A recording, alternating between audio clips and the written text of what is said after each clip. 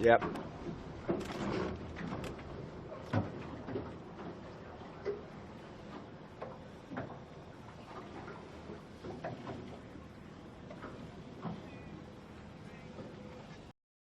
Hello folks and welcome back. It's a beautiful Thursday afternoon out here for race 5 of the JJ Giltinan, and just going to pass you over to Mark and Wazza, who are going to set you up for this. Got a love at 7, 4 on the trot. Can he get another one today? Mark Hurley?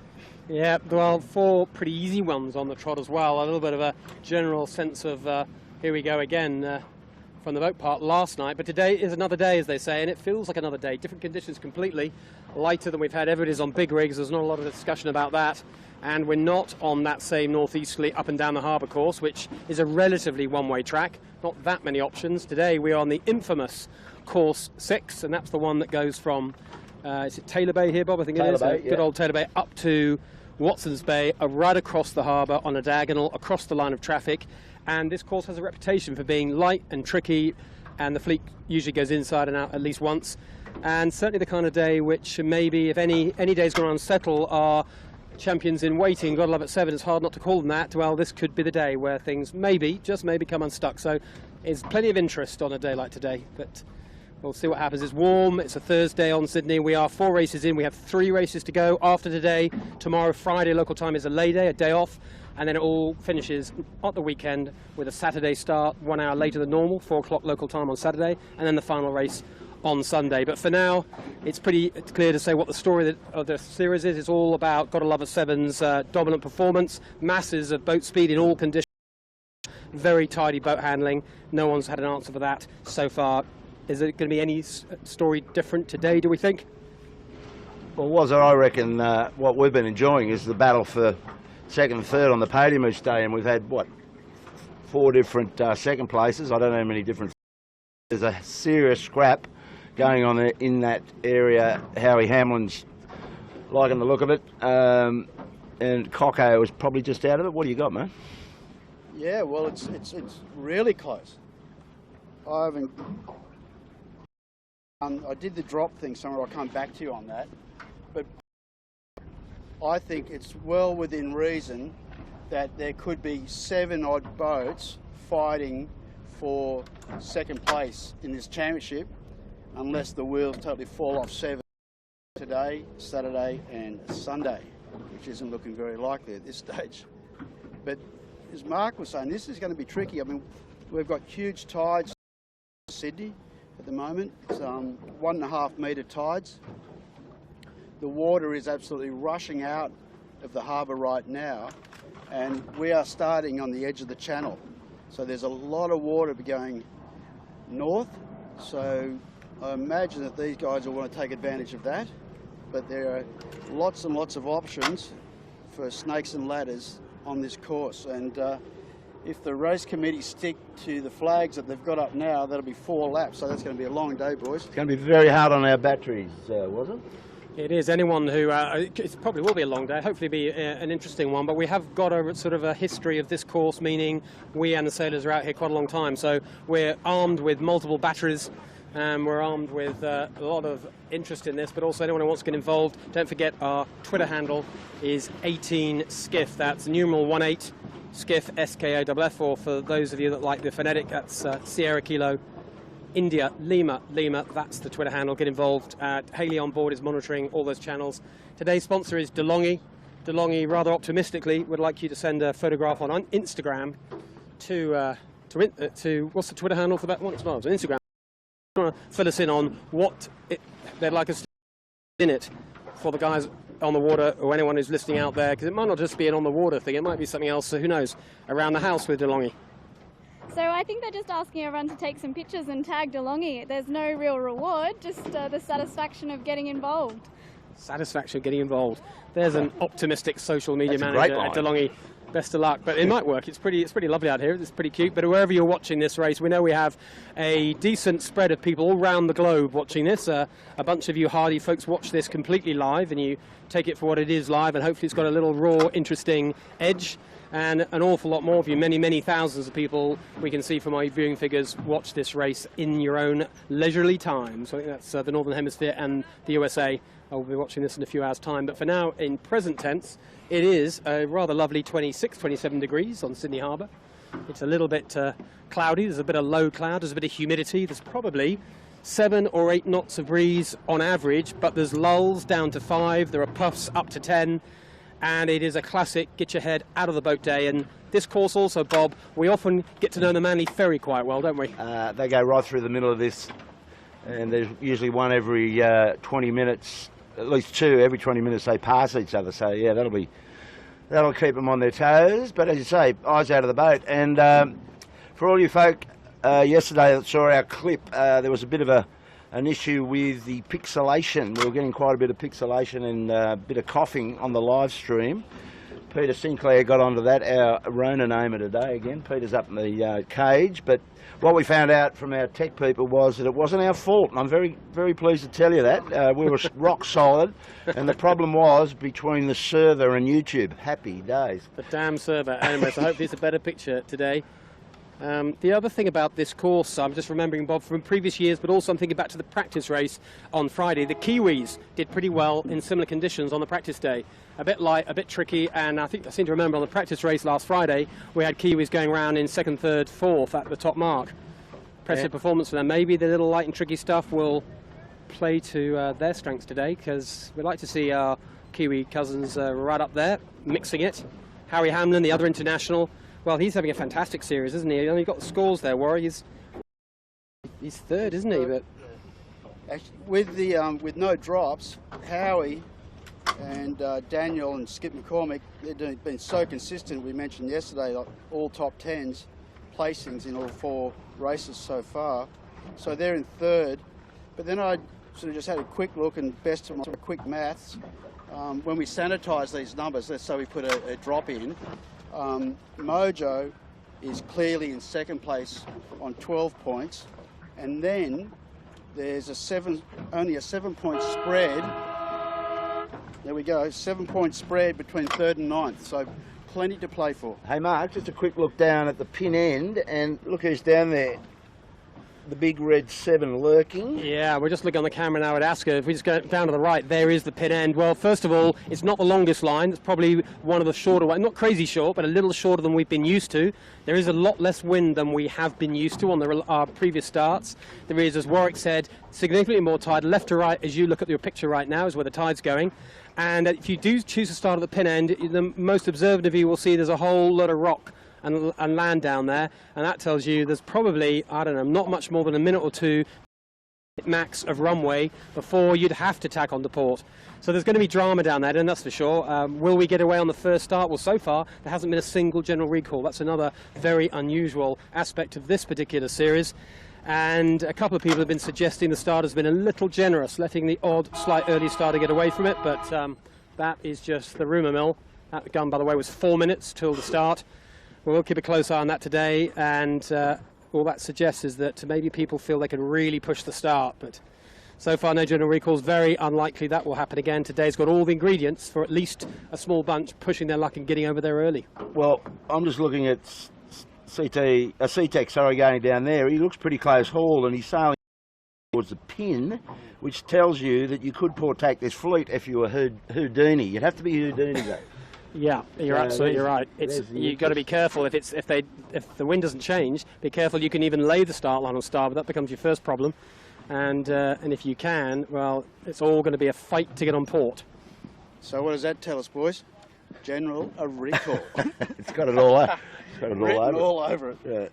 Yeah, no doubt. Because if you don't get out of this little bay cleanly, I think your first lap could be painful. So soft in this corner here, the breeze, it's sort of probably wind mode. It's probably a couple of 100 metres till they start to get into a bit nicer pressure. So yeah, it's certainly going to be a very tricky start. Yeah. If it does stay this bar, so just so we're all clear, there is the line. Look at God Love at 7 cruising down the line. It's a very left bias line as it sits right now. And we've seen this before on this race course, and what tends to happen is that whoever gets onto port first seems to do well, and that even if you're at the wrong end of the line for bias. We've seen people, we might even see 7 today, intentionally starting against the bias just to get out onto port early, and although that means you are giving away some distance on the track, getting onto port so vital, as Warwick said, is out in the middle. There is definitely, we can see it, there's definitely more breeze. Not masses more, but definitely more. And in these conditions, 1 knot of extra wind speed, 2 knots, changes your world. Well, that'd be a good plan, Mark. I agree with that. On the boat even, anywhere, but just to bail out and get onto port when you could, then you'll buy yourself a lane back the other way, which would be really valuable. Now, this is going to be crowded. I'd just be amazed if this gets off cleanly. I think all the bets are for at least 1 general recall. There's still a lot of left-end bias. Still, we can see boats down heading along the line on starboard with almost sheeted in. Plenty of bias, not a lot of land. If you do start at the pin end, you are going to have to tack. But that might be helpful because you're going to, of course, call for water, so that might give you some options down there. But at the moment, it's just got a strong whiff of general recall about it. So we're looking at this end of the line. We're at the starboard end of the line now with the camera, and we've just got some of our usual suspects down there. Asco, Think Pure, well, that's Pure Blonde. They had a great day yesterday, and they've been a pretty nice series together so far. John Winning's Yandu, that one great result on day 2. Since then, he's been struggling a little bit. Ilvi, closest to the camera, right in front of us here, and Knight Frank to the left. It's the top Kiwis. That's the 1-minute gun. And everybody trying to get into position. There's no doubt. Ilvi's going to be early. Oh, Ilvi's beyond early, isn't she? She's probably best just to go around the committee boat and bail out, but she's going to hover down there and maybe try and encourage a general recall. At the moment, people hanging back for the line reasonably well. I've got Compass Global Markets the most forward and the middle left of the line. Harry Hamlin, the pale blue hull, to the left of him. Gotta Love It 7 are in the middle of the line on port, already looking like they're lining up for one of those port tacks, but they're not going to find any room in there. DeLonghi flicking themselves onto port tack as well, trying to find a bit of room up to windward. At the moment, Gotta Love It 7 in the second row on port tack, heading towards the wall of boats. That's unlikely to end up happily ever after. Down the pin end of the line, that's Sean Langman's green boat with 15 seconds to go, looking to win the pin, but they might be early. And we've got a couple of very early boats in the middle of the line at the committee boat. This end of the line, no one's early. No one can even get to the committee boat. There's a full car crash, but we can't see the pin now. I've got at least 5 boats over early. General recall, here you come.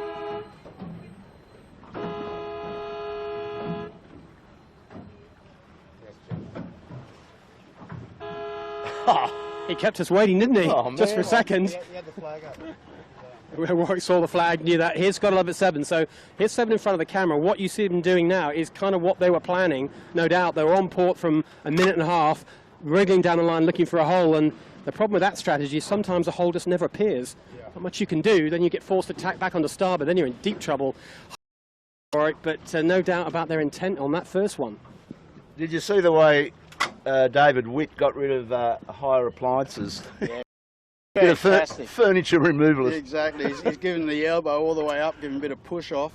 But that's what David was setting up for. He just wanted to own that boat and flop tack. over. Yeah. Yeah, because the breeze is better to the right, or mid-right at the moment, and also the tide. Don't forget how much water's going out of this joint. See 7, I don't know if we're watching it. Yeah, we are. 7 is having a test of this. So they're pushing out towards the east. And they'll be looking, Scotty will be looking over his shoulder and just getting an indication of how the guys that punched out to the left are doing, but none of the majors have really tacked yet. They're just starting to do now. They got nothing down there, was? No, it's soft as kilo. And 7's at least got 3 high riders. Well, and they're in tide. I mean, those guys in that corner won't have much tide either. Tide help. Oh, well, this is all very taxing on our battery, but we've got another one and we're going to be doing a change. So we'll tell you about it, so you listen, you're in the know. I think what we should tell people is that we've been practicing this overnight. Just like any slick Formula 1 team, I must we've have done been it in my practicing our pit stops. I must have done it in my sleep. The only question with what 7 did there is, do you think they've given the game away a little bit? I mean, people have been watching them and seeing that they've gone out there with a bit of pressure. So I think all's going to happen is they certainly won't, well, they wouldn't have been alone. As you said, Bob, David Witt had the same plan too, at least 2 of them. That was what they wanted to do, but an awful lot of people were just committed to starting on starboard down the pin of the line. Maybe they'll have a little chance to rethink that plan. But with this much bias, well, I guess that's the only way to stop the whole fleet converging in the committee boat. Yeah, it's true, and I suppose you know, the only way that, say, the guys at the pin, if we just recapture on what just happened, and let's say you want to get, it's for everyone to really cooperate with one another, you know, not push each other into that corner, sort of, you know, just align and flop over. So, but I mean, that pack was certainly pushing themselves hard into that shore, weren't they? Yeah, I guess common sense tells us there'll be stronger tide. That's AP, that's the recall flag down, so we'll be into a class flag next. So keep your eyes open for a 5 minute, will be the next one in about 40 seconds time. I mean, common sense says there's more tide out in the channel there, but that headland has got a reputation for having a bit of tide acceleration on it, so whether there is actually a bit of nice leftover tide right in there, I don't know. I don't know enough about the tides, haven't seen a tide chart. Not sure anyone's really got that nailed. It's trial and error, isn't it? But above all else, find the extra breeze. If you can find an extra knot or two of breeze on a day like today, you look like a hero. That's what they're all going to be trying to do. So getting ready for the 5 minute gun on starter boat. Looking splendid in her new grey paint job for the season. I kept all the rust spots in place, Bob, which is good to know. Kept the rusty chain, kept the rusty windlass, added a bit of nice cheap grey paint. Rust, it's a beautiful thing on a launch, isn't it, when you've got it on a camera, particularly. It's the best we've seen. It's 5 minutes. It's the best we've seen it. It looks fantastic. Well, straight off the slip, mate. It's only been in the water a week. Yeah, one Adam Barnes. Nobody's hit it yet, I know. He took it back to the wood, 2 kilo. Yeah, I did notice that. It's very fair. And nobody's hit it. The AWB, Australian workboat for the Second World War. It's a glamour. It's got a lot of power, that boat. It's got a big 160 horsepower Cummins diesel in it, and you can almost water ski behind it.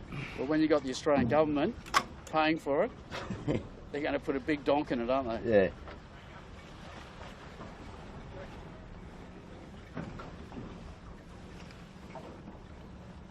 Sort of that pressure, I just keep looking up occasionally at Nielsen Park, and you know, sometimes there's really nice pressure running along that shore, and then it sort of goes a little bit soft again. Directly upwind from 4 minutes. Directly upwind from us is the land that separates the ocean from the harbour, and there's a spot in it, a place they call the Gap for some of the wrong reasons. It's known for, sorry. And the breeze comes over the top of that. It can accelerate through there into Watson's Bay, so it'll be flipping around a bit, this breeze. This is actually going up John Winning territory, isn't it, Killer? Yeah, he used to live up there. Well, he's sailing since he was 4 years old. He's stomping ground at the 12-footer amateurs and the Vaucluse Yacht Club, and VJ Sabos, flying 11s.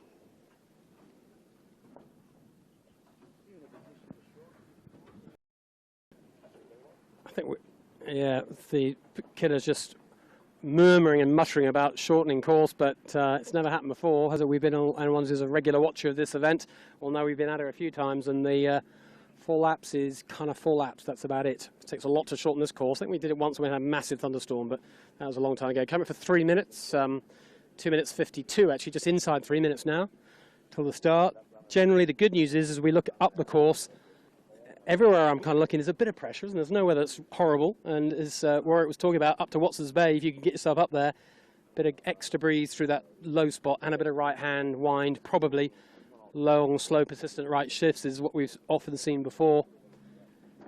Generally speaking, the boats that go up the middle struggle. Hard left, if you're really brave, can work. Hard right is usually the favoured path. And if you get stuck in the middle, oh, it can be very tough indeed. Just come.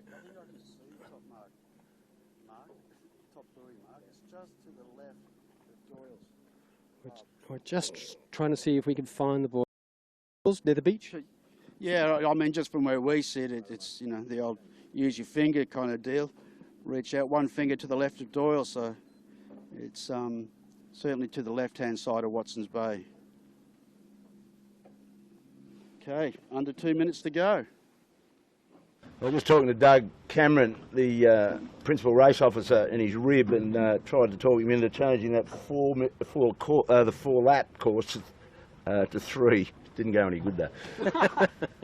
Good attempt. It's made for TV. Yeah, we're trying to do the America's Cup game, get the media to influence the race officer. Well, too well, I'm afraid. The race officer is the man in charge, is how it should be. The media's got to work around it. On a nice traditional regatta like this, 1 minute 20 coming up. It's about the same wind strength as the last attempt at the start, similar kind of direction. Maybe a little bit fractionally less left-hand bias, but only a bit, still a clear left-hand bias line. And once again, a lot of boats down this in the line. There's David Witt-Smeg on camera there. Yeah. He's probably planning the same thing. Approach nice and slow on starboard, try and own the committee bow and tack, but that does rely on a lot of other boats. Look where Seven and Rag are. They're right down the bottom, and they're just going in another jibe by the look of it, trying to win that pin. I mean, of course, the dream ticket is to start on port at the pin, but that means you've had a very lucky day. If there's going to be that much space, I'd be surprised, unless the breeze goes so hard left that these starboard attackers can't even get to the pin. We've seen that happen before. The moment we're in, there's a lot of space down there. At the moment, no one's really pushing towards the pin. There's an outside chance there could be a hole at that end. I know Seb is looking at it thinking, crikey, 25 seconds. They're setting up for here? it. Oh, they're trying, but they're going to have to tack back from there. I don't think they're going to have a gap in front of the group. And I can see Seven passing behind a bunch of boats on port. 18 seconds to go. Lots of action. Other side of the line, Pure Blonde approaching the fleet on port. That's always quite scary. Throws in a 180-degree tack. 10 seconds to go. Gotta love it, Seven. Hoping that a hole develops for them on port. You'd be surprised if there is one, but maybe there will be one. 5 seconds to go. Yandu definitely over. Look like over. Could easily be another general. There's a lot of guys over the pin, I thought. At the moment, it's looking like a recall. It's an individual recall. Wow, these starters are pretty confident. Oh, Knight Frank banging and smashing the start boat. No one seemed to pop through the middle. I'm keeping my eyes, and here's Gotta Love It Seven weaving their way all the way down, ducking boat after boat after boat. Smeg manages to tack right in front of Gotta Love It Seven. That'll please David Witt. Fisher and Pake will stuff up the tack. Gotta Love It Seven are going to have to go low to find a lane outside of Smeg. It's all the actions down this end of the line. I mean, who knows? There might have been all sorts of rule infringements and incidents, but all we can say right now is the boats that have got off the line at this end well, Mojo, Smeg, and Knight Frank, and Seven so determined to pull off that move. Well, they've done it, just haven't done it that well. Compass. Knight Frank put in a turn. We didn't see what the incident was, but they hit the committee boat, didn't they? Yes, we did. So on that individual recall, guys, there was 3 boats that were over. The flag's still up, and the number that's up is 10 for the boat not returning, and that's Compass Markets. So Compass Markets, I can't spot them anywhere, but they were over. They're OCS, and they haven't gone back. Well. So early days, it's a story of a split fleet, as you'd expect. We've got the bunch that wanted to go onto port early, and that group has got Gotta Love It Seven, Smeg, and Mojo as its main contenders. And up at the other end of the line, the hard left, we've got Thurlow Fisher. We'll just spin around and have a look at the hard. You look at the right-hand group. We'll just keep on going around, Peter. Let's pick up the hard left. It really is a story of 2 groups of boats here. This is the kind of the middle group. That's Maersk and Yandu.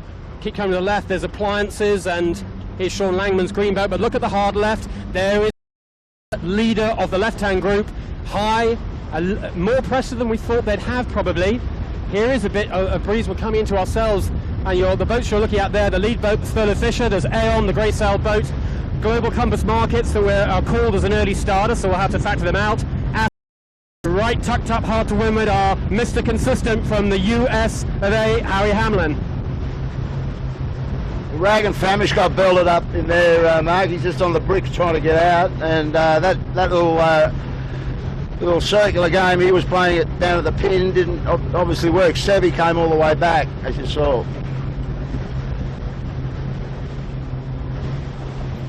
Okay, guys, I reckon potentially I think we've got Thurlow maybe leading this race.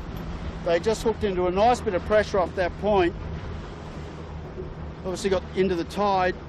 Okay, Mojo, which is leading the right-hand pack, is tacked.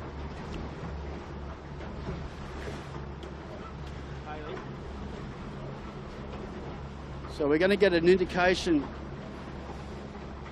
in about a minute and a half.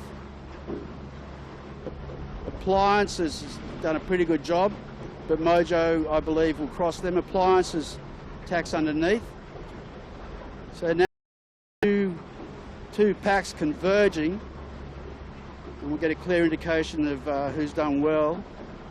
And who's I think done Coco not might so be through, well. he was. Yeah, no, he's in good. He had a good angle coming across. He was into the tide quickly. Yeah, for me, he's definitely crossed. And I reckon that how much he's crossing by is about the bast of the line, which would suggest that actually it's been even Stevens out here. His Thurlow Fisher pretty much, they didn't really nail the pin, but they used up a good amount of the bast, started nicely, lovely tack off the corner. And there's the lead. You just see the boat popping out behind them. Yeah, there is Mojo, the leader of the right-hand group, and Aon's crossing well ahead as well. Several boats are, so early doors, but Thurlow Fisher, nice little job. I wonder how far he'll go. Is he going to cross all the way, go to Nielsen and look for those early righties? Well, there appears to be pretty good pressure all the way up to the corner at Steel Point. So, you know, they'll be having a look around, just seeing where they are in relation to the fleet. And if they want to be going back at the moment, they can dictate what to do and just pick a nice header to flop back on. Mark, did you get a time on that start as far as the real time, roughly?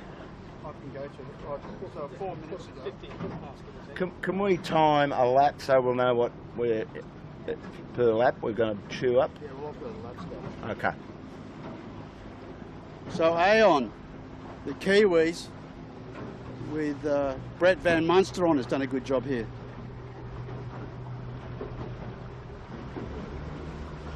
Thurlow's just hooking into some really nice pressure again. Just hooking up the dots really nicely at this stage.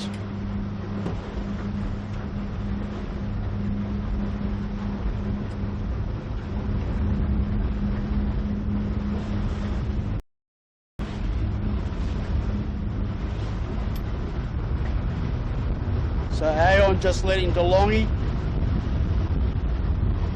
Howie Hamlin coming back, trying to get to the right. There's a cross coming up here, Peter Sinclair. If you come around to the left, you've got Mojo and Seven about to come together. You can pick them up. Right. Mojo's through by the look of it. Yeah, so Mojo crosses Seven. Seven will cross ahead of Appliances. So Seven electing to sort of go midway up the harbour. I mean, I think they're all in pretty much the same tide here.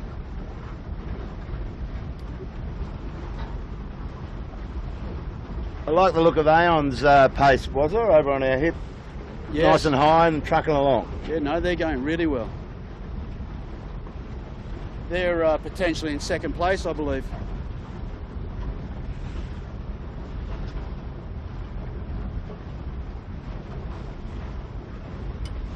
All right, we're probably about halfway up this beat.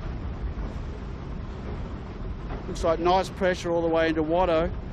Some pretty big angles over on that eastern shore. Howie Hamlin and his guys look very up. Look like they've got a good lift off that Nielsen Park shore. But Aon doing a great job. I saw Brett Van Munster doing some repairs to that this morning. And I thought, man, you can't pull a trick. You're meant to get away from all that for a week, not repairing boats. And he said, this is the 4th year in a row I've had to fix boats at this regatta. He said to me last night, just after he was leaving, and I said, you know, have a nice quiet evening. He said, I've now got 4 hours driving to do.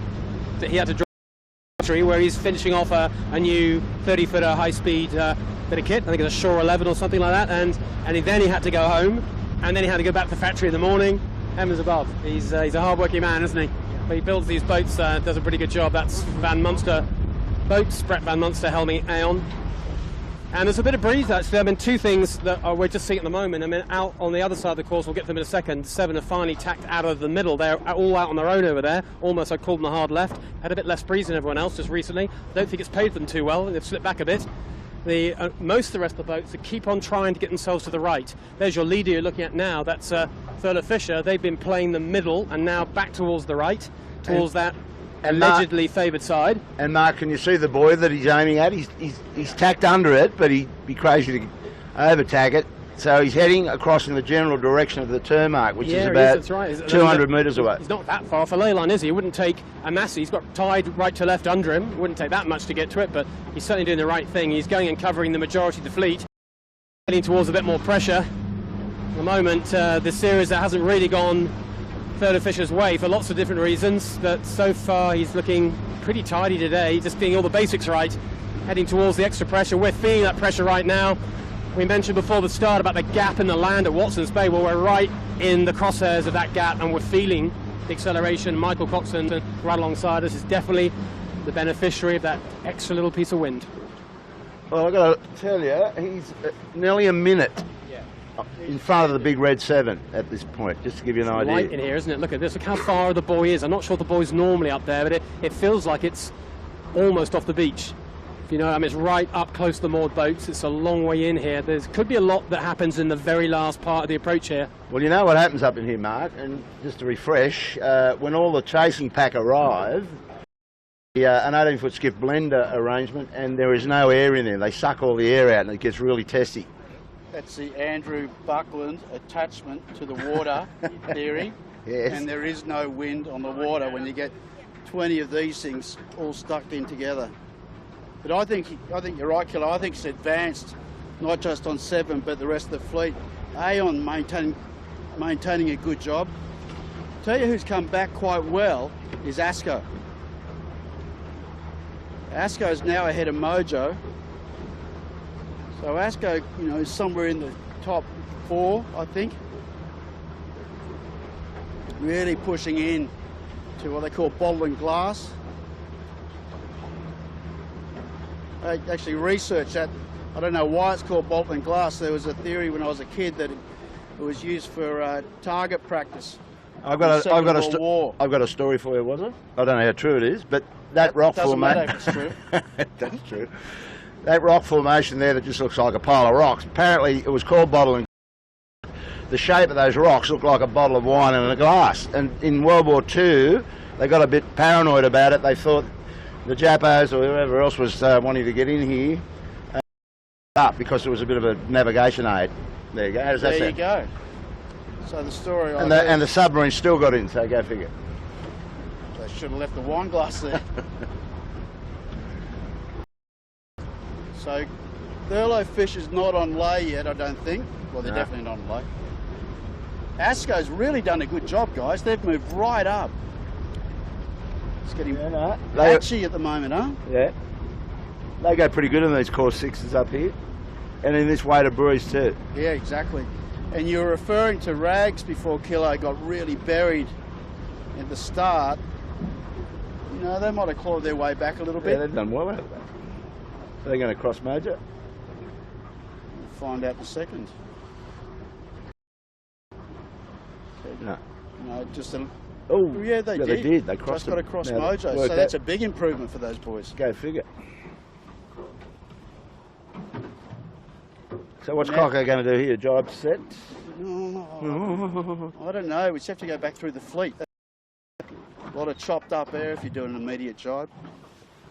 Just have a look upwind. There's a little bit of pressure coming down.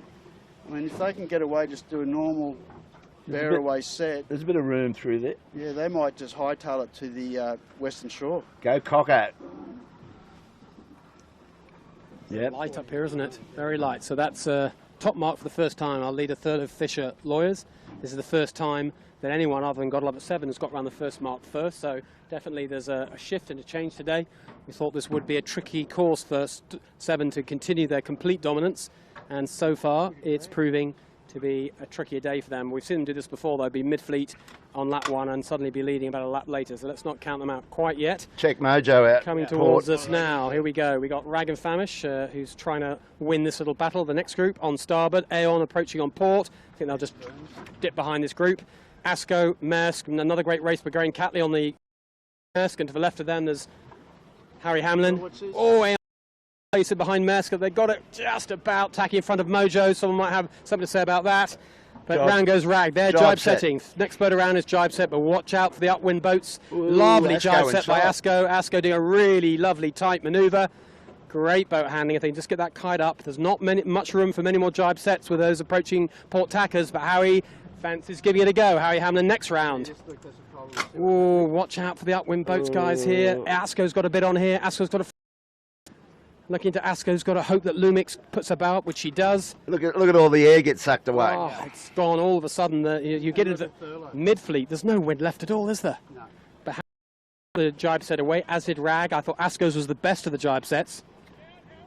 But as we said, while all this is happening out in the middle of the track, Thurlow Fisher are just trucking along downwind, away from all the drama, away from the vacuum. Back here at the top mark, there goes round Lumix. There's Smeg. Oh, it hasn't gone well for them, have they? Smeg and Godlove at 7, two of the early boats onto port off the start line. It's not gone well for them. So Godlove at 7 are going to have to find some solutions, some answers, some ways out of this particular piece of jail. And they are around, where are they? The late teens, Warwick? 11th. It looks worse than that. Maybe it's right, though. Maybe that's what it is.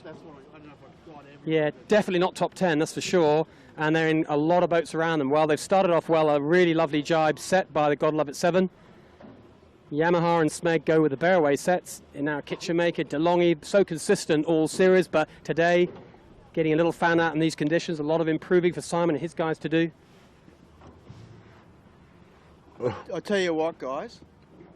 It's sayonara Thurlow is my call. Yeah, he's gone. Sayonara Thurlow. Well, because for they the moment, they had over a minute lead at the top mark. They didn't have to contend with that whole pack just, sucking all the air out of the vicinity of the top mark, and they are just gone. And on a great shift, aren't they? Look at them down there. Well, too far. We'll pick them up in a second, but they are pointing in the same direction on port as the pack behind them are pointing on starboard. That tells you there's plenty of shifts, and Godlove and Thurlow Fisher are on the right side of that shift as they're pointing directly at the target downwind, almost pointing at it just a few degrees high, but that is a very good shift to be on. Meanwhile, at the top of the course, we've still got boats going around the top mark. Here goes Pure Blonde. We expect them to go well in these kind of conditions, but you have to go the right way today, and that's not an easy thing to do, but expect Pure Blonde to improve from there. We know they've got a ton of boat speed, and they're going to have to use that today. And here goes our bright green coloured boat. Look at Sean's boat, Sean Langman's boat, still on a small rig, so he's going to have a office. But we've still got boats going around here, and I would say Thurlow Fisher, they're probably halfway down the run here, aren't they? I mean, they're pretty close to halfway down, and there are still boats not gone around. So Fisher and Baker, our last boat round, will be the good ship Hare, and that's the last of our 24 boats. So look at how spread out the fleet are. It's going to be hard to get a good camera angle to cover everyone here, but we'll do our best. We'll choose a group and get in amongst them. But the fleet downwind splitting. There's a few boats have gone left looking downwind here. Most have gone right. Warwick, I know it's a horrible... Anyway, which way would you go? Well, it's not so much, it's hard to know at the time, but all I can say is I think the boats that didn't jibe set did the best, because we saw just how soft, let's say Asko was, and Asko was the only one that's really come out of that half okay. And just talking about the spread, guys, that was basically a 4-minute spread after one from first to last. So Asko jibes back in front of Mojo. So really, they were the only boat that sort of got out of that half okay. All right, now we've got 7 coming back, engaging with the pack. Well, so that's a bit of vision we haven't seen all regatta. Gotta love it with all those boats in front of it. Yeah. They have made a good gain. They are probably the only boat that went left downwind who've done well. They went round the mark alongside Smeg, who've gone hard right, and they've made a really, really good gain. So we're saying they had to start to do something. Well, they started off with an absolutely knockout jibe set. They're probably the best one we saw. Asko is probably the second best one we saw. And immediately they managed to find a bit of pressure. They've gone back to the middle. They've made a big gain, but they've decided they want to come back this way for a bit more. So looking downwind, 7 for once not in the lead, and they are having to work hard to find the angles. And what we're looking at now is the group. Well, Mark, just check this out. Rag and Famish went round the top mark in second spot, jibe set. Now look what's happened there. Asko's through him, so is Merskline. Yeah. And he's about to be rolled by Howie, and Mojo's right up his clacker. Well, I think it's what Warwick was saying. The Bearaway setters in general have done better, but 1 or 2 exceptions have 7 have managed to slightly reverse that. I hope probably just through a little bit of luck, found the path and some good boat handling. Yeah, and also too, I think because 7 was so deep at the top mark, maybe they just had cleaner air as opposed to say Asko was a little bit further up in that pack. But Asco's doing a good job now. They've moved into second, haven't they? Yeah, Asco into big second. time, big time. What about Howie Hamlin too? Mr. Consistent. Look at that, he's right in amongst this group as well. Completely different set of conditions. Really tough first beat, but he's working it out. He's joining those dots. Here's Rag and Famish, second yesterday. Obviously we know they've had 2 retirements already, and normally that would be series. Such a high scoring series for everyone really apart from 7, but they could still get into, well, certainly single figures. I'm not sure if mathematically they can get top 3, but probably not impossible, is it? I'm not sure, Mark. I'd have to check. It's just about doable. If they keep banging in top 3s, we'll have to see what happens. So you're looking now at Howie Hamlin to the right, that's Rag and Famish on the left, and behind them, Gotta Love It 7. It's just feeling strange to use those words in that sequence, doesn't it? Gotta Love It 7 not in the leading group. See how they go. Everybody's found that nice puff, that nice gust. They all want to get themselves on port jibe, but they have got to come back on starboard soon. The mark pretty much, well, there's a lot more starboard than port, these guys, so they haven't got a lot more port runway left. They need to find something to jibe back on. The boats you're looking at are probably approximately 2 to 3 minutes from the bottom mark for the first time. And Cocko has just turned the bottom turn mark. That's our leader. Yeah, so our leading boat, Michael Coxon, that is a chunky old lead. But he's got a problem. He's got a problem. Oh, Man overboard. Down here, Pete, have a very quick look. That mark round has gone horribly wrong for them. However, they're out here a minute to 2 minutes clear. They choose the left-hand mark. There's 2 bottom marks on this course. You can choose which one you want to go round. Cocko chooses the left-hand predictably. That gets him out into the wind and the tide earlier. But somehow, some little slip happened. Somebody fell over. I think it was David O'Connor because Trent was putting the chute away. Well, luckily for them, our camera wasn't so close that we can say that. A small matter of tiny embarrassment, but that hasn't made a huge difference. They're still launched and a long, long, long way clear of the rest of the group. Interesting that they came out on port Warwick and immediately tacked onto starboard. Must have been a shifter, I guess. No, I think it was just the bias of the pins. So just wanted to take the benefit of this buoy and then immediately get onto the favoured starboard tack. So that's Michael Coxon goes round first. Next around on camera here is Asco. So they're going to got the same choice. Which buoy do you go round? Hopefully they're going to spot the fact that this one near to us is the closest one, the most upwind, the one that takes the shortest distance to get to, shortest time, and yeah, they spotted that as well. Most boats will try to get round this, but when it gets crowded, which is going to in about 2 minutes' time, I can see 20 skiffs aiming at us. They can't all go around the same mark. That's when you'll see boats making different choices. The second round is Asco. Third round, Graham Catley, take a bow. Look at that. 2 days in a row, right up with the front leaders. Whatever he's drinking in the last 2 days, you should keep on drinking it. Ginny had 4 or 5 days of a very forgettable performance, and 2 days in a row, right up at the pointy end. There's the Kiwis go round. He needs to put his main sheet on, though. He's forgotten to pull the main on. Anyway, they go round. 4th round, Howie Hamlin, another great performance. Putting a great series together. Whatever the conditions, whichever rig, Howie Hamlin's got an answer for everything that's going on. So he goes round in 4th and Famish. Here comes the pack. Look at now we got Mojo and we've got Seatic approaching us on port. A little bit shy. They're probably going to have to, well, they all want to go round that right-hand bottom mark as we look upwind. Seatic and Mojo having a bit of a battle. Seatic got to keep clear as a windward boat. They still have got to get the chute off. Gotta Love It 7 have made a great little recovery at the end here. Mojo claiming inside, which they had all along. Smeg having to take the other mark because there's not enough room for them. Gotta Love It 7 will go around this mark. So that feels to me like a little bit of an improvement. Not dramatic, but I'd say 7 and Smeg maybe both gained a couple of places. Feels about that. But they, in distance terms, Sterno Fish are still just as far ahead. And there's a pack of boats just ahead and just behind Gotta Love It 7. They have a lot of work to do. Next round, Lumix, then Kitchen Maker, Yamaha. So every boat, apart from Smeg, has all gone round this right-hand bottom mark as we look upwind. Clearly the bias from the water is very, very clear. That's the one you want to go around. But it does mean you have to follow an awful lot of other boats. So it's not only closer, it is upwind as well. Round they go. Yamaha, 2 great days they've had. Single-figure results. Compass Global Markets, the boat that we're pretty sure is going to be declared OCS. It's a long day for no result. That's going to be painful when the boys get back to the beach and find out. Yeah, exactly. So there was a 19-minute 30 lap, and just to give you a perspective, Thurlow's pulled out another 18 seconds on that run. So they had pulled out another 18 seconds on the run. So they're a minute 23 ahead. And 7 moved from 11th at the top mark, I think I said, 11th, and they're now in 7th. So they've gained 4 places on the run. Right. And punching out to the left. And you can see how light it is down here. There's not a lot of wind. Everybody is 3 wiring, but only just. You want all the power you can possibly get. Well, we'll get up to the leading pack again. I can see Thurlow Fisher, nice pressure, back on starboard tack. He's right across the other side pretty much. Yeah, at the moment the story upwind is the majority of boats are going to the right, which is what happened the first lap. But there's a decent number who've gone left. Of the left-hand boats are Mojo, Seven, Smeg and Yandu as the group. And on the right-hand side it's our leader Thurlow Fisher.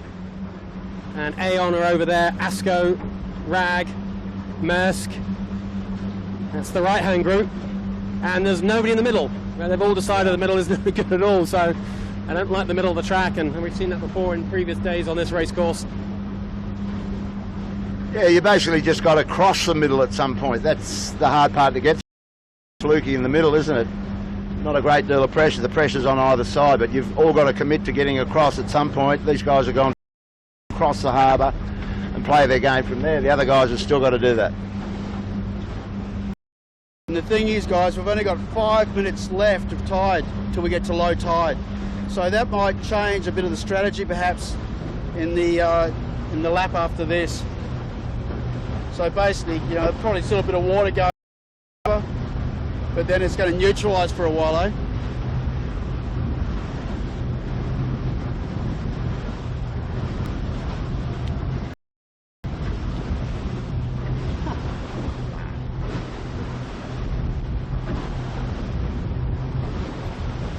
I think I've still got you, Mark. That's better. Yep. Reading you loud and clear, I think, is the vernacular. 10-4. Hey, the breeze is up a little bit here, isn't it? A little bit of an increase, which is good to see. There's Aeon looking fully powered up. They're the first boat that looks like they're having a sniff at the middle. And you can see crossing them on port, Rag and Famish, Seven, Smeg, Mojo, all got a nice bit of extra pressure. Really dramatic big lifts. I think it's the same deal we've seen before. The only kind of persistent shift is the righty out of Watson's Bay. Otherwise, it's reasonably stable, but it is all about hunting pressure and playing that tidal game and trying to read it. And Seven gains another spot by moving ahead of Aeon. Maersk is hanging in. They're doing a good job. Seven starting to reel them in, was it? Yeah, they are, aren't they? I mean, when you get behind in a biggish fleet, you know, you've got to make your move early. Best time to overtake is early when all the boats ahead of you are close together, and Rag 7 certainly did that on that first downwind, but now it just does look like they've turned the turbocharger on. Yeah, well, I've got them as my best guess in 6th place now, so that's 3 places in half a beat. Let's have a little look at them here, Bob. Maybe they're back coming right past us. We haven't, funnily enough, for our series leader, our dominant bow, we haven't actually looked at them that much. They've been too far ahead, haven't they, of the pack, but for once they're in amongst, so we can have a good look at them versus everybody else and take a little view of what is the fastest 18-foot skiff in this series so far. And today, well, they're not leading, but they're coming into the group ahead of them at a decent rate.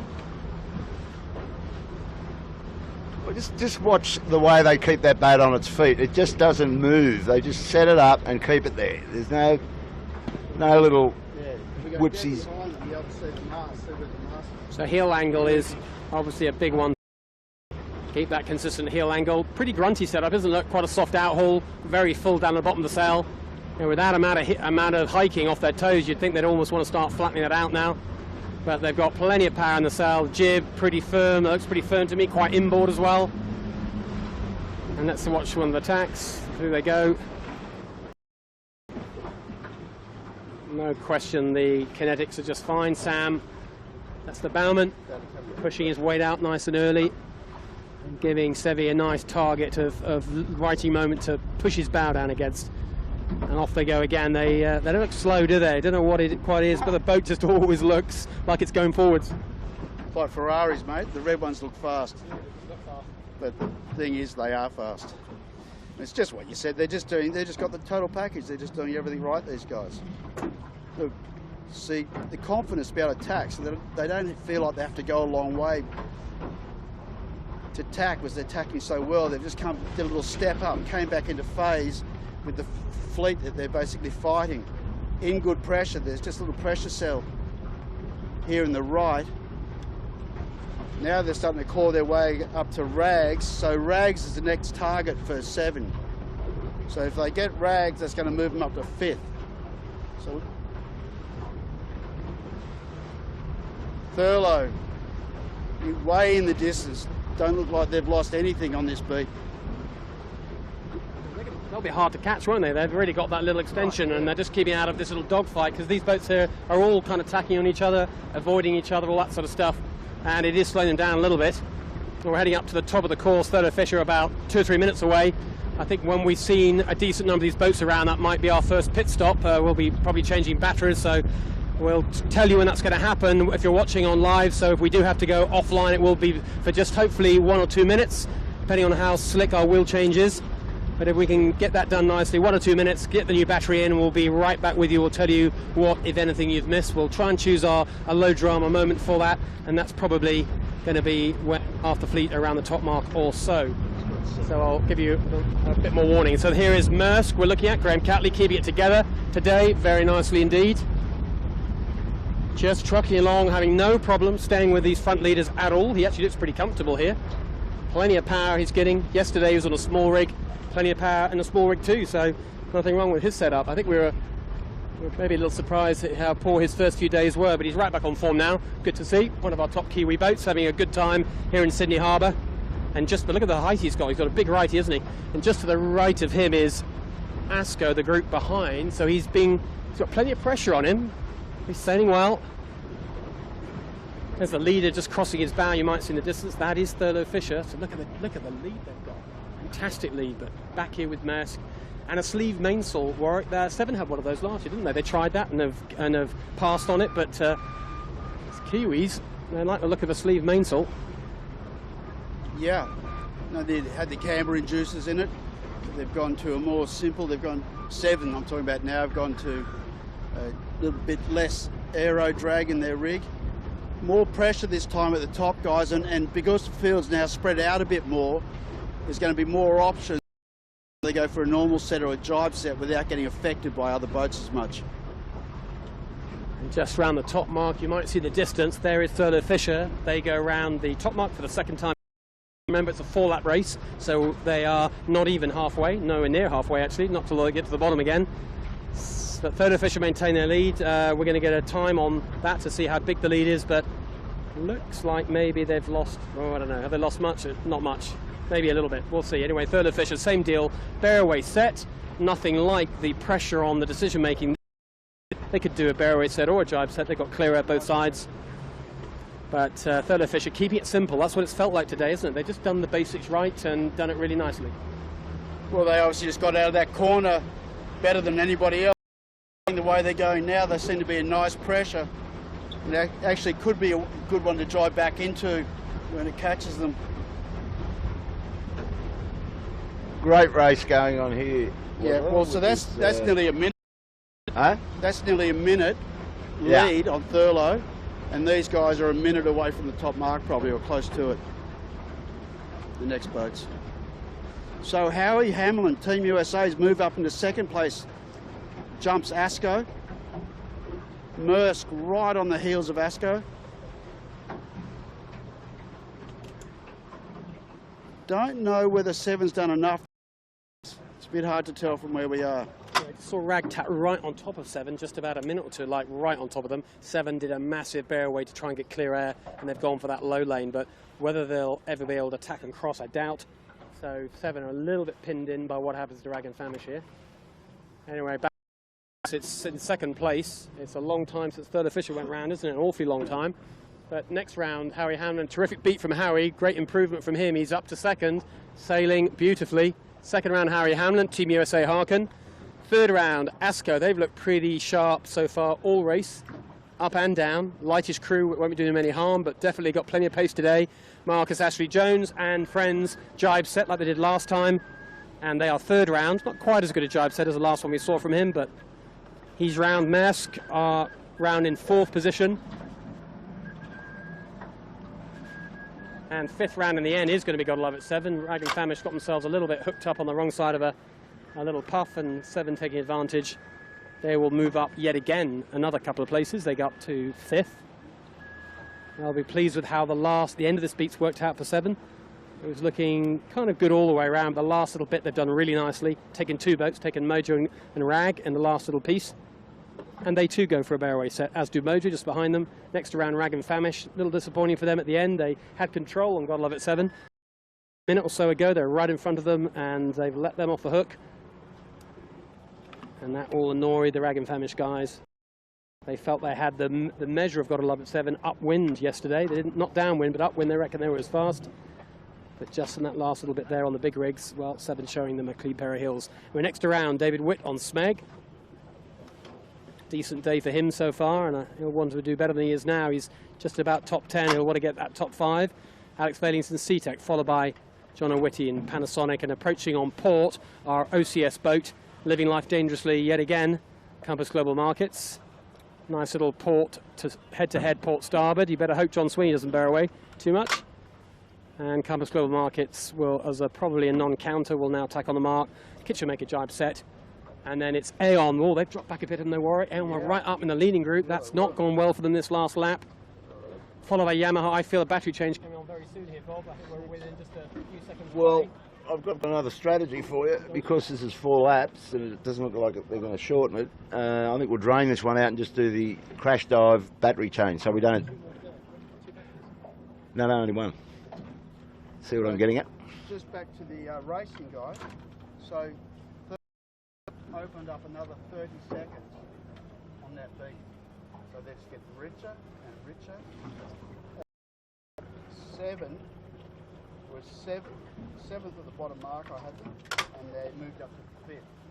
So they've gained another couple spots.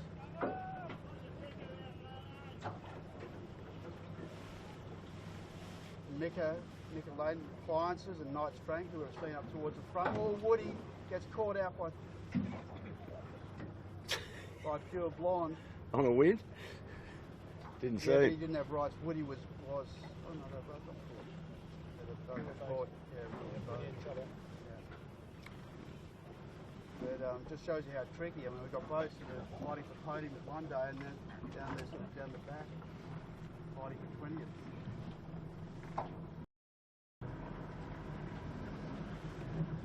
So Thurlow's not that far away from the bottom mark.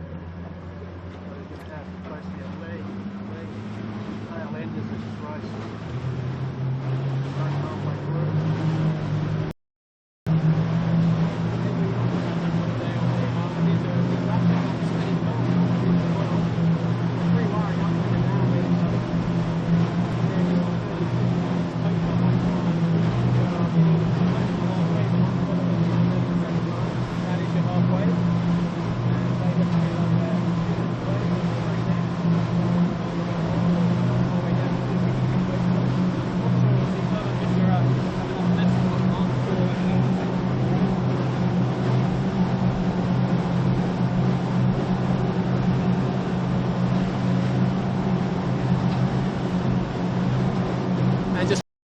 Again, I had a little problem there, so we're back online. I think we may have lost us just for a while, but our microphone is back and working.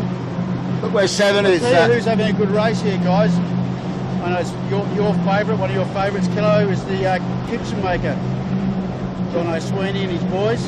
Yeah, they're going nicely. But look where 7 set up, was it? Yeah. Gone right into that Steel Point shore. Yeah. And they look in good pressure, don't they? Right, they're going to end up in, they're really hauled into the 2nd and 3rd places. Yeah. So, well, the next one on their radar is Maersk. Get him in their gun sights. Yeah, well, they got him rattled. But no, they're holding it together, those boys. It's just picking those shifts and staying in the pressure. So they're going to go behind Maersk. So Maersk still maintains their spot, but the gap is closing between Maersk and 7. And Thurlow's round, I missed it, but when they actually went around. But yeah, they're gone. at the moment. Let's not put the knockers on them.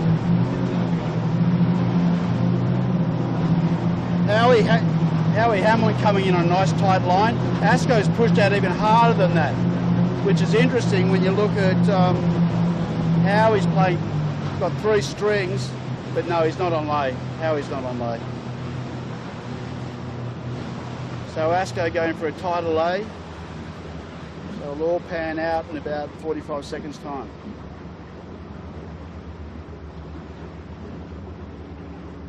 Peter, have you got any indication of that battery life on that one? No.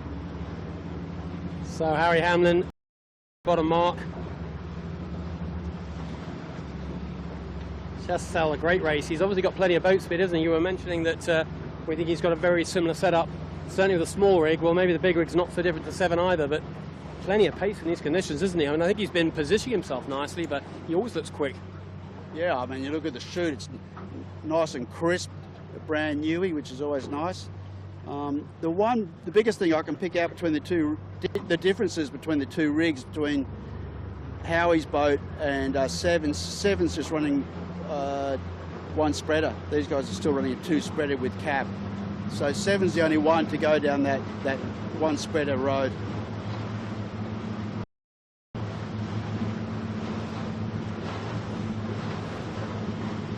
So we might just get some gaps on these guys.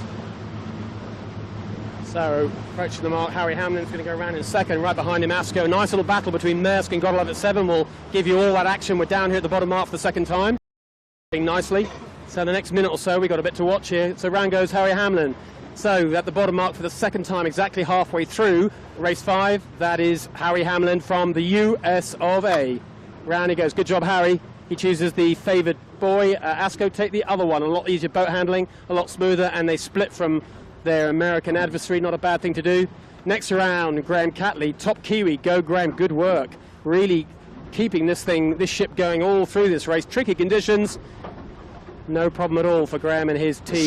Tack and Mojo have done well down here, Mark. Gotta love it, yeah. Look at these next 2 coming around. Gotta love it, 7. Another great recovery from them. They are getting right into the front end of this fleet. A whole lot of boat speed, no doubt about that. And next round is going to be a tight one between Tack, that's Alex Vellings, another New Zealander, and Mojo Wines. Round they go. And they've had a decent run. Both these boats have had decent runs. Actually, the whole thing feels like it's closing up a little bit. This pack here getting quite tight together. So the constants are Thurlow Fisher keeping their lead. 1.5 minutes clear. No one at the moment has got much of an answer to that performance. But the pack behind them still shuffling, still sorting out the pecking order. At the moment, Harry Hamlin not very keen on giving up his second place. Under some attack from Graham Catley from New Zealand and from Gotta Love It 7 from Australia. Jono, he's done nicely. Panasonic Lumix, hasn't he? He's come right up. Yeah. Good job by Jono. None of these lighter crews. Crew weight, I think today, you'd prefer to be light than heavy, wouldn't you, really? Behind him is the heaviest crew, we think, which is Smeg. Just the heaviest crew. Panasonic Lumix. They'll be feeling the pain of that extra weight. Certainly downwind and probably upwind a little bit too. And next round in what is, well, you can tell the breeze is getting light because we're talking quieter and quieter. And our boat's hardly moved. There's only about 6 or 7 knots, maybe only 5 knots right now down here. Kind of 1.5 wiring. That was Kitchenmaker going round next, and Aeon, a mostly Kiwi but partially Australian boat. They go round just outside the top 10. And here comes Yamaha. They had a great day yesterday. They just got pipped at the post, Yamaha, for the 3rd, 4th by a couple of centimetres. Yamaha are going to be next around. And here's a boat that's made a bit of recovery, DeLonghi. They've had a great run. DeLonghi, who got 3rd yesterday, just beat Yamaha on the finish line. And they've had a pretty average race so far, but a lot better just this last lap or so. As they come downwind, a very late drop from DeLonghi. It's all going to be a bit ugly, but they've got the boat down there and up against their old friend Yamaha. Another little battle between those 2 boats. And Yandu and Appliance in the line, I think, had water. I didn't quite see where the overlap started, but I think Appliances had water. And in the end, they all managed to get themselves round. Very keen to go around that left-hand mark, aren't they, downwind? Yeah. And just to recap, 7 maintained 5th place, so they didn't make an actual placing on that beat. And 7's elected to punch out hard to the left, so a different deal. Remember we talked about on that last lap how we're at the bottom of the tide.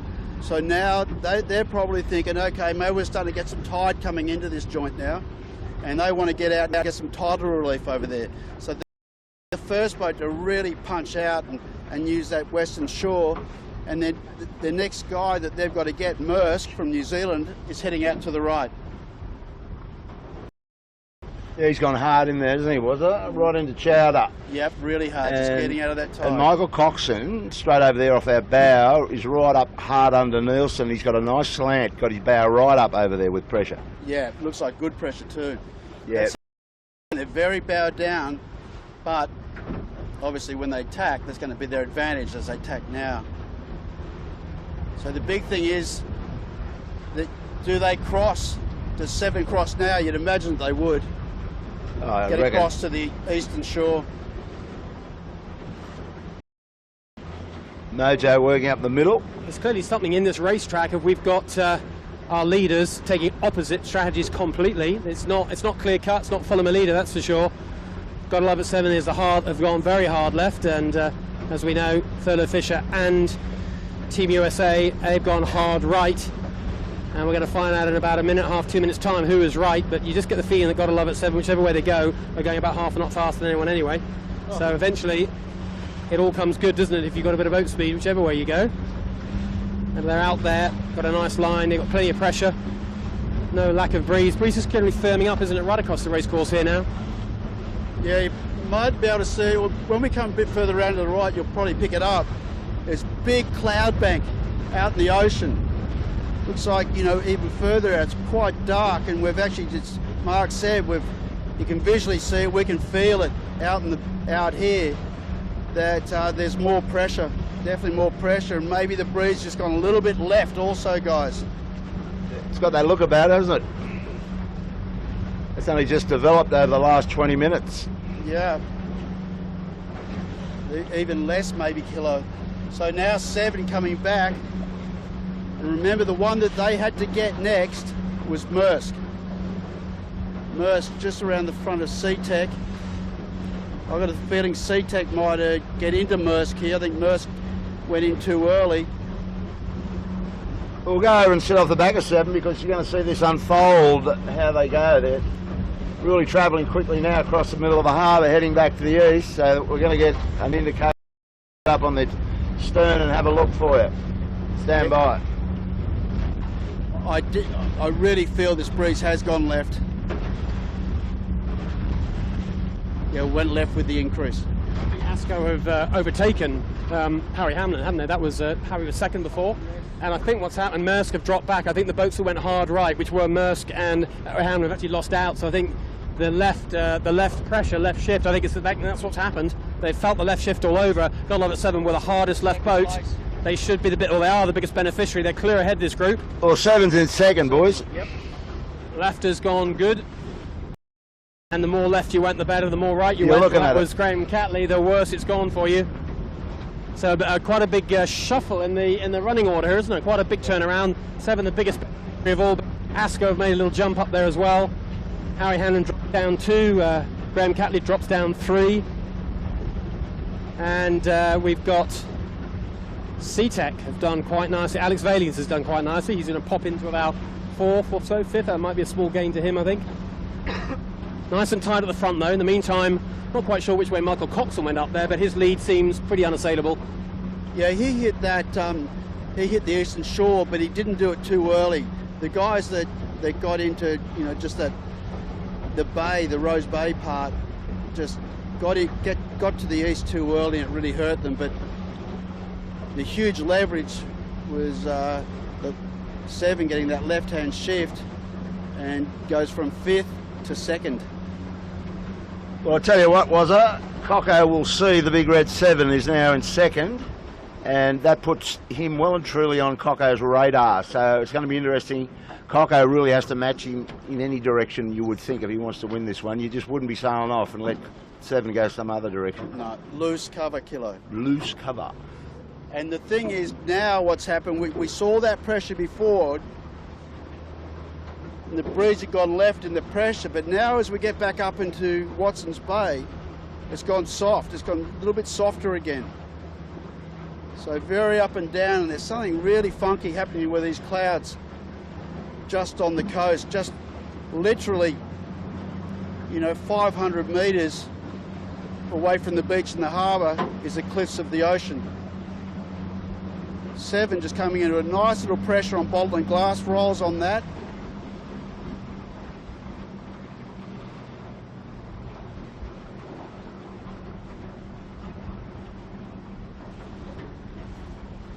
So now, I said Cuba time for Thurlow, and I did say we better stop talking about that because we don't want to put the knockers on them. But they're good operators. They should be able to stay safe, you reckon? well, calm and cool. That, you know, they've been around those boys, so that, you know, they haven't had a great regatta by their standards. I understand they're quite disappointed, but they're still race winners. So Thurlow around. Thurlow fish around the top mark for the 3rd time. Another lap and a half to go, so plenty of distance yet, but they are best round. Another bareway set from Thurlow fisher. And second round, the boat you're looking at now is looking like it's got to love it 7, but the boat up to windward is Asco. They've got breeze, the lefties more in on the left, and as Roberts was describing, as you approach this buoy, it goes a bit funky, it goes a bit soft. I don't think you really want to approach it on a starboard ley line. I reckon port ley line might be the way to go. Keep out of this good lefty stuff.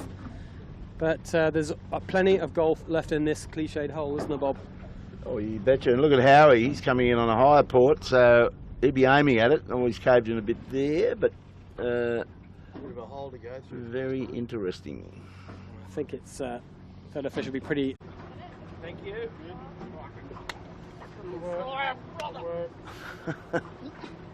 Just smashing it. Oh, we're just on, mate. So we're live again. Nice job. Oh, Haley, slick. good on the tyre change Man, there. the rattle guns were just Oh. flying. Oh. So there you go, we've done one, we've got one, we'll get through with this next battery, no problem. So we're back to the race. Well, you can tell how little we've lost because 7 still haven't got around that top mark. it. That little interruption to normal service, just a little battery change, and we're back on here. Probably just 1 minute downtime, not much lost at all. So they go around second. Got to love it 7, a fantastic beat by them. That was 7th to 2nd, I think. That's right. Warwick will give us the 5th to 7. Sorry, so a net 5 gain. They were not actually much closer to Thurlow Fisher in terms of they fancy winning the race, but they've got themselves up into that prize 2nd spot, and they put a little bit of distance between them and the pursuing boats, and the 2 pursuers. Well, Well, they've got a decent place to drop now, they're discard mark. yeah, second. That's a horrible discard they have, isn't it? So 7's pulled out 3 seconds in the last lap of Thurlow, so it's a 1 minute 50 gap. Nice. So that's kind of even Stevens, that one. And Harry, well, he drops from 2nd to 3rd, but look at Mojo approaching on port at speed. There's not a lot of rights. Look at the angles they're sailing at. Asco and Mojo almost bow to bow. There's no wind there at all, but I think Mojo will just dip one and find a gap between the 2 of these boats. That opens up nicely for 2 of them, doesn't it? So in third place, there is Harry Hamlin, Mr. Consistent, managing to hold it all together. A tricky beat that. He lost out early on, but he kept his head and got back to the favoured left side and pulled back a place. Nice work, Harry. And in 4th position, there is Mojo, another good solid beat by Lee Napton. At 5th, Asco. These 3 could be shuffling places for the rest of this race. Remember, they have one more downwind, then it's a final windward leeward lap. Oh, watch out there, Marcus. Didn't quite get the bow down. A little bit of a puff when they weren't quite ready for it. Nice to have a puff, but ideally you want to be putting downwind, don't you, when that comes along? There goes Asco, and next around, Graham Catley. He's sort of lost out a little bit on this beat. He was a very hard right boat. The breeze went left, and, well, you know, that's never going to end up nicely, but he manages to get ahead just of Rag. They'll need a crisp tack here. You don't want it to hang around too long. Oh, you get the bow across, lads. They get the tack down. Of course, Rag has got rights in there. Rag can go round and force Maersk line high. Righto, that's cool. And 2 Kiwis having a bit of a battle. Tech just to windward. Asking for water from Maersk. No, discussion in the bar later on about that one. We'll ignore Compass Global Markets because we're pretty they are the OCS boat. Righto, cheers, mate. 2 Kiwis, Maersk Line and Tech, hard up alongside Rag and Famish as a puff comes along. Bit of a breeze increase here, isn't there? Completely different angle. These guys are leaving the Mar, so they will be making a gain on the group ahead of them because by good luck they launched the kite with a lovely puff. Yeah, that's right, Mark, and that just shows you how much left this breeze has gone. Like, Rags is you know, the favoured jibe now, I mean, I don't know if it'll stay like this, but the favoured jibe now is starboard jibe, so shift on. Good battle here. Just bring up to date what's happening behind, and we'll have a good look at these on the last lap. But just behind this group, you can see Tack there, and then the next group back round the top mark. We've got Yamaha, Panasonic just going around now. We're just watching Knight Frank. They've had a decent beat. They're back up in the group. Aeon is there. There's Kitchen Maker. Disappointing beat by Smeg. Disappointing beat from Smeg, and DeLonghi and Yandu in the rest of that group. So that is the following peloton. The kind of the front peloton we're going to concentrate on now, just right in front of us here. And here we have two Kiwis going at it, flat chat. They're in a lovely puff. They are on the favoured starboard jibe. There's going to be a bit of port in this, but it's going to be largely starboard in this current shift. Alex Failings, and just to leeward of him, there's Graham Catley on Maersk.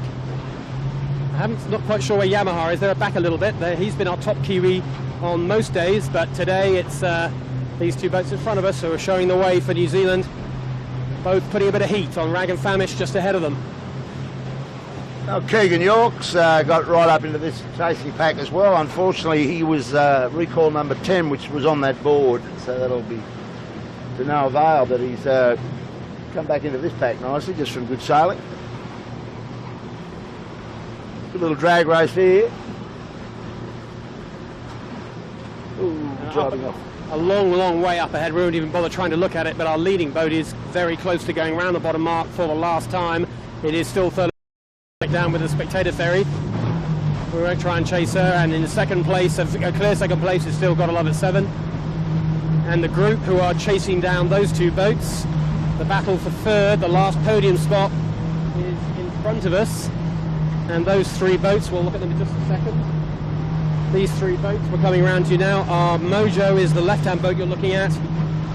Ahead of them is Harry Hanlon, just rolling into a jibe now. I think he's going to cross on port just ahead of Mojo. Well, Mojo realised that was a cross, so they're just going to jibe early and not consolidate the loss behind the Masco. So these three boats have all got a really good shot at third place. There's nothing between these three. Pretty even performance we've seen from all of them. I love the way Harry's sailing, just really conservative but doing the right thing. But slippery today. Yeah, well, they always go well in this breeze, but Howie and Dan and Skip are just rock solid job. They're just having a fantastic regatta. Yeah, Howie seems pretty happy, doesn't he? You see the big beaming Howie smile, and he's got Dan Phillips, a nice little pickup from Sydney, ex-Smeg, ex the whole pile. He's been in a lot of 18-foot skiff stuff. He really does know how to set up a jibe angle, that boy. And has done a few races in 49ers and Olympic Games and a World Championship in that class and the Europeans and blah, blah, blah.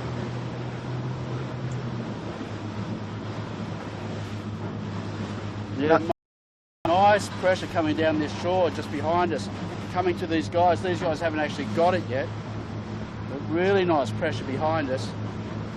Okay, 7 coming in to the gate for the last time. Yeah, our leader's already round, as we mentioned a few minutes ago. Second round got to love at 7. But these two boats in front of us, and with Mojo out to our left, they're fighting for third, but there's a significant wind increase behind us. We've got Rag and Tack flying down behind us with big rigs, flat chat, straight down the ley line. We'll look at them as they get to this mark. This gust is coming with us, so by the time we get the bottom mark, the gust should have got here. And I think Thurlow Fisher has seen that gust, and they are heading right back on the left-hand side of the harbour, looking upwind. That's where all the breeze is. There's your leader, Thurlow Fisher, heading upwind, and look at the two downwind boats flat out towards us. There's a decent increase in breeze. Thurlow Fisher have seen that, so we've got to love at 7, and our two leaders are heading towards the side. That's where all the breeze is. That cloud you talked about 10 minutes ago, Warwick, it's clearly having an effect. There is a breeze build, there has been a left shift, and this breeze looks like it's just going to build and build to the finish. Nice. And the Deltas, boys, 7 pulled out 25 seconds on Thurlow Fisher on that run. So that might have been a bit, them coming down with a little bit better pressure. I'm not sure. Well, that would have been the case, was it? But still a nice, comfortable lead with 1 lap to go. So Harry Hanlon protects his third. He's a solid third place. Small lead, not much, ahead of Mojo, who go around this left-hand mark looking upwind. We're looking at them right now. Absolutely going to follow Mojo. all of a sudden this buoy's a little bit more interesting to everyone with this left-hand shift and with the breeze on the left-hand side. So most people are now seeing the buoy left-hand looking upwind, right as they look downwind. That's the one you want to go for right now, which is why everybody's going around the same buoy. Yeah, and the thing is, Mark, I mean, you can see that's changed the bias on these pins, and everyone now using the left-hand shore. Thurlow used the left-hand shore. Well, I shouldn't say everyone, because Howie Hamlin, who a USA punched out to the right, but now coming back. But Thurlow basically putting a loose cover over 7 into the final lap.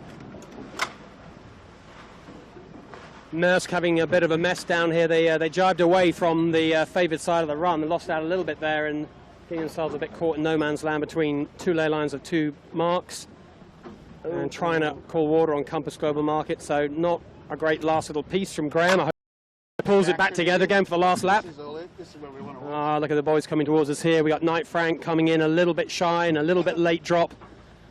And they've got Aeon behind them, the same deal, coming in a little bit too hot to do a drop. But they've got to get that spinnaker down somehow. What's he going to do? I think just keep following Knight Frank. Too high a tariff to jibe around that one, wasn't it? That was never going to happen. And in the meanwhile, we got Yandu and we've got David Witt-Smeg coming towards us. DeLonghi just behind them. These are 3 boats we're expecting to do a lot better today. Yandu, we've seen how fast they are in these conditions. That was the day they did really well, came second. Similar kind of wind strength to today. Just not happening for John Winning today. A little bit of an ugly rounding as well. It's sort of when it doesn't go well, the whole package doesn't go well. What I'm interested to see here, though, is how is going to do upwind. We are just watching. He's crossing Mojo. He went the other side up the beat initially, and we thought that might have hurt him. Well, it's hurt him a little. Crossed ahead of Mojo up there, but not by much. So we're on the last lap. Gotta Love It 7 is in second place. Solo Fisher, our clear leader, by well over a minute. I think those 2 places might stay the same. Look at on the left-hand side, the chasing pack. It is Rag and Famish, it's Asco, it's Mojo, and the boat trying to fend all of them off is Howie Hamlin. Big change of direction there. And strength. I mean, Seabreeze was saying it was going to be nor'east, then go east-nor'east and build up to 20. Well, we're obviously not seeing 20, but we have seen the breeze definitely clock left and definitely increase in pressure.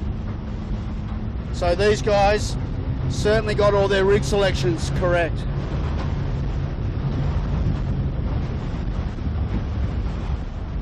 Have a go this was. The 4 Kiwi boats here, they're all in the same piece of water. You got Yamaha, Knight Frank and Maersk Line and C-Tech. Just like any Sunday. Nice all the butt. tiller extensions come off Yamaha. Oh boy. So my guess is they haven't taped that up. I don't know if they do that normally these days. I think they should still do.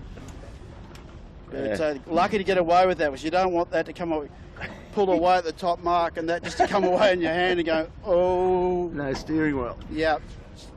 I'm attached to the tiller with the extension, but the extension's not attached to the tiller. Yeah, not Big good. danger.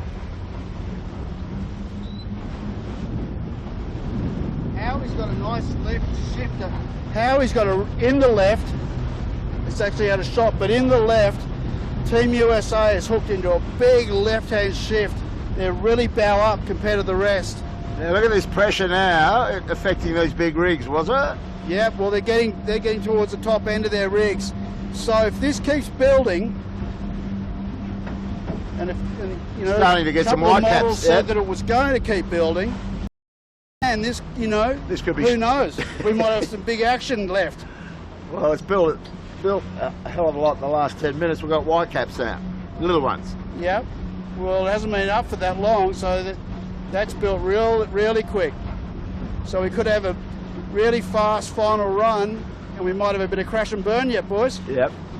Yeah, we certainly could, and you're right, Howie's got that just a massive lefty on the hard left. He's so far away it's hard to pick it up, but it's pretty clear to see with your eyeballs. So he's in a nice position. He's left of the group he's trying to defend, and he's in the left shift. So for now, that's all good news. We're just watching Knight Frank, who are sort of middle right of the race course, just crossing ahead of Maersk. Out to the hard right of us is still a bunch of Sonic and Yandu, and the kitchen maker up front. Story's much the same. It's Thurlow Fisher being And by gotta love it 7, but I think Thurlow have got answers to all those questions today. They've got enough pace, they've got enough lead, and there's only 1.5 legs to go. So they're into the last lap right now. But there's a whole lot more breeze. We're going to see who can take their big rig up range, best of all. And some of these boats are going to struggle in this amount of stuff. I hope they keep their boats upright, but they will have a bit on the jibes and things. But who can actually remain fast in these conditions? Well, we're about to have a little look at that right now. Yeah, Asco's main just completely not completely inside out, but going inside out quite often now. This is where it gets tough, guys. You know, you get to the top end of these rigs. It's what you said, Marcus. The manoeuvres get tougher. Asco did a really nice clean tack then. I imagine they'd be going a bit of bang off, perhaps. You've got to change the whole race card, haven't you? Yeah. And just a bit of trivia, 4 years ago, which was the second year that Scott Babbage was part of the 7 team, they won 6 out of 7 races. So to have any chance of beating that record, quite obviously, they've got to pull back a 1 minute 30 gap on Thurlow on the final run. Gut feeling is, it's hard to tell obviously from where we are. My gut feeling is, I reckon Howie's team USA, has actually pulled a bit of time out of 7 by that lefty. That was massive left. Yeah, absolutely right. Huge shift. Warwick spotted it first, and he was exactly right. It was a massive one, and one of those ones that you look at and think, well, that can't last. Well, it did. It lasted the whole way across the harbour. It's a permanent, proper, rock-solid left-hander, good old-fashioned one. And what's happened is they've halved the distance, maybe even more than that, into Gotta Love It 7. All of a sudden, Gotta Love It 7 looking over their shoulders a little bit. They thought they were completely gone and comfortable in second, but that is not the way it's ended up. And up at the top of the course, well, Thurlow Fisher in that nasty, notorious lighter spot. Well, it's still there, that light spot. Funny, isn't it? Harry Hanlon cruising along nicely. Just up to the left here, there is Gotta Love It 7. Well, I reckon they've probably come into Thurlow Fisher as well. So everyone's squeezing up to our leader, putting a little bit of heat on them, and it's a lot lighter at the top of the course. Thurlow Fisher, half the boat speed of Gotta Love It 7, and 7 seeing that, deciding let's approach on port ley line, quite rightly tacking away. Yeah, well, they've seen there's a big burst of pressure right in their bow now, so they probably saw that. Now they tack back. They're going to use that pressure to get back towards the mark. And they've really closed the gap on Thurlow, boys. Really closed the gap. And the breeze is, because the breeze has gone left, this windward shore, basically, the mark's not far away from it, makes the breeze all funky.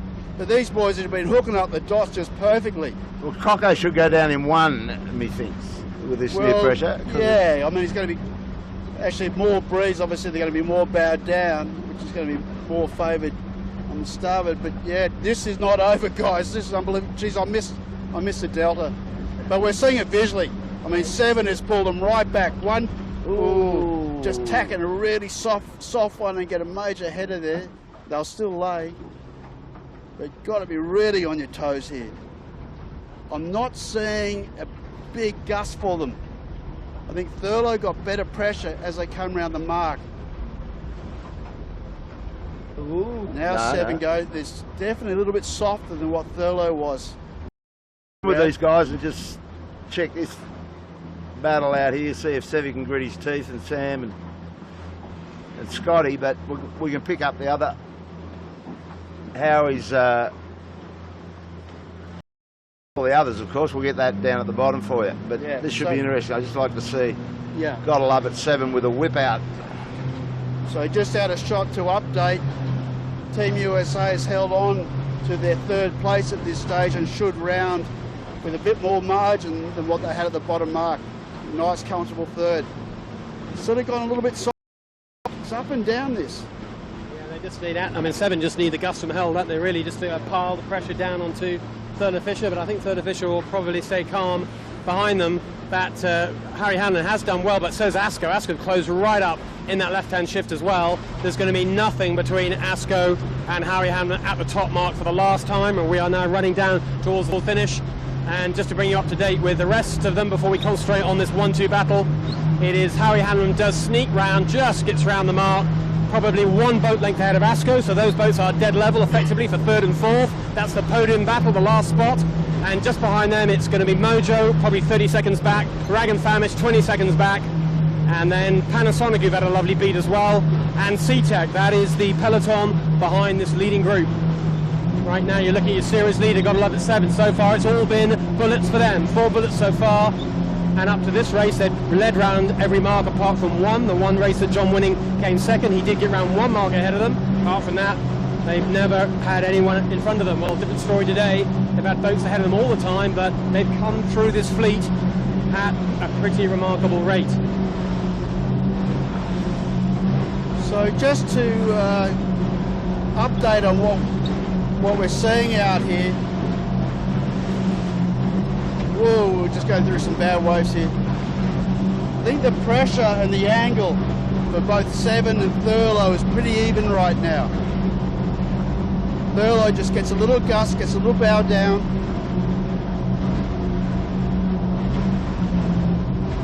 Coming into a good lane, there can be a good lane of pressure. We saw that yesterday down this western shore sometimes, and that's what we're for.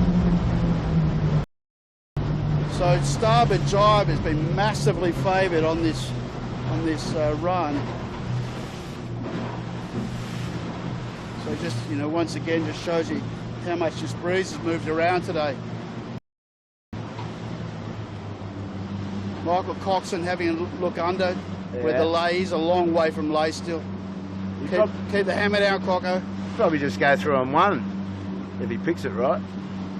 It's what? It's what? You could probably go through on just one jibe through to the line if he gets it right. If he, I don't think he will. No, well, they're jibing anyway.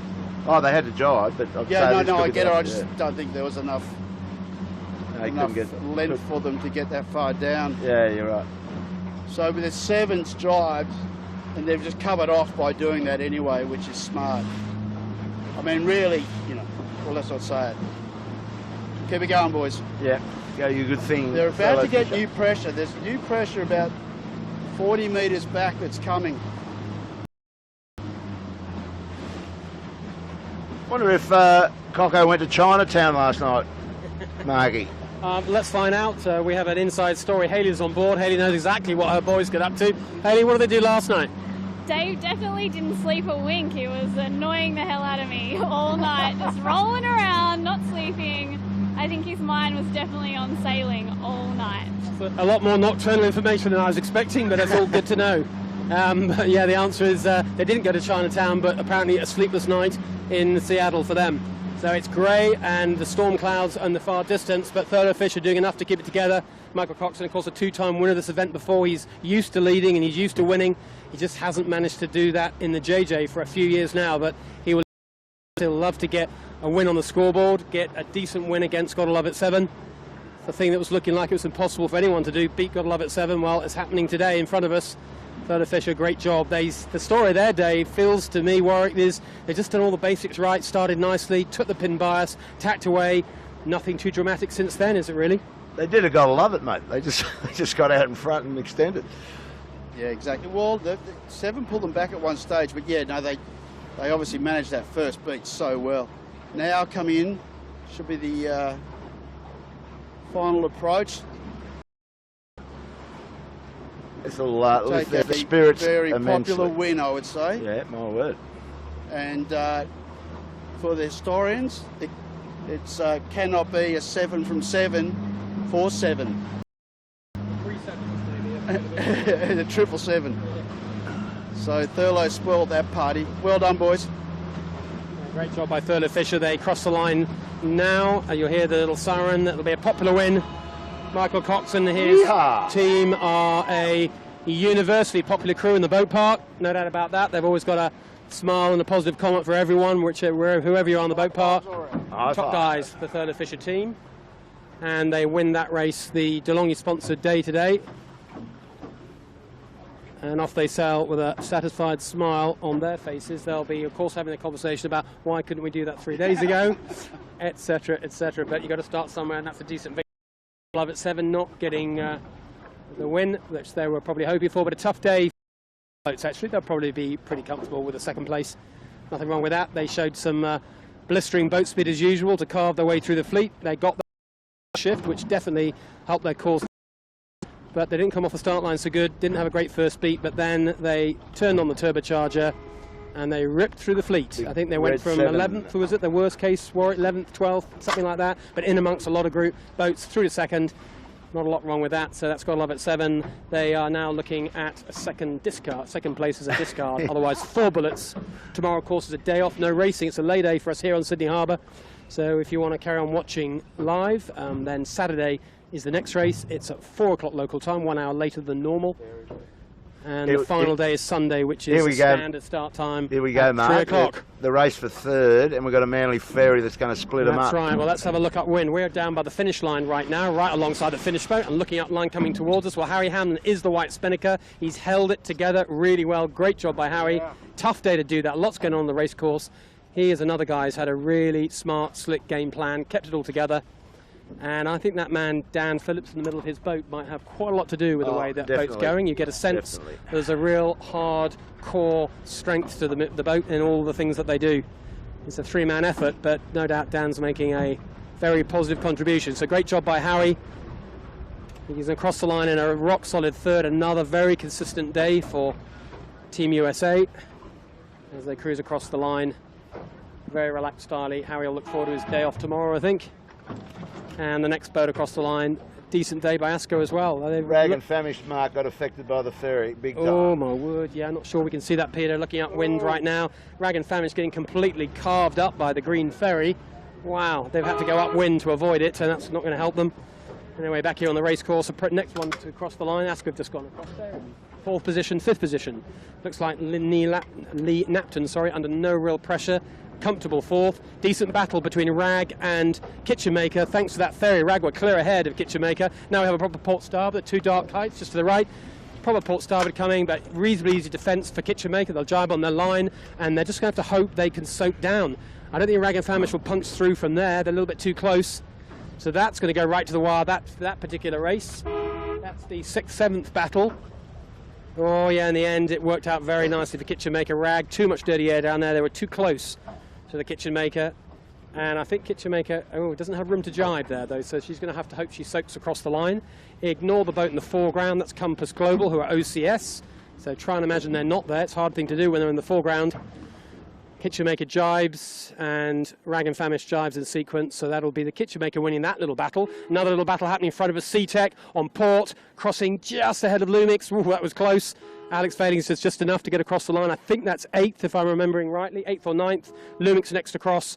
They're going to do a jibe, but they will cross just ahead of Knight Frank. And Graham Catley not had the best last lap. It's all unravelled for him a little bit. And 3 Kiwi boats finish in close proximity. Here comes David McDermott on Yamaha. I was kind of expecting better things from him today. He likes this tricky stuff, but hasn't quite worked for him. We're outside the top 10 now. Panasonic Lumix just giving their spinnaker a wash. Looking to catch a couple of fish for dinner tonight on the finish line, the little capsize. And the battle further up, well, we didn't expect to see this Smeg and Yandu. I just thought Yandu were going to have a cracking day today. We know they're quick in this stuff, and we know that John Winning knows this part of the water, but yeah, I'm not quite sure why it hasn't worked for him today. Just didn't get out of the blocks nicely and just had a poor first half beat, really. But geez, it was tricky. Just, I'll tell you what, just did some numbers. So at the moment, without drops, 7's on 6. Mojo maintains 2nd on 32 points. Tied on 3rd is Team USA and Thurlow Fisher on 33 points. And 4th is Asco on 34. That's without drops.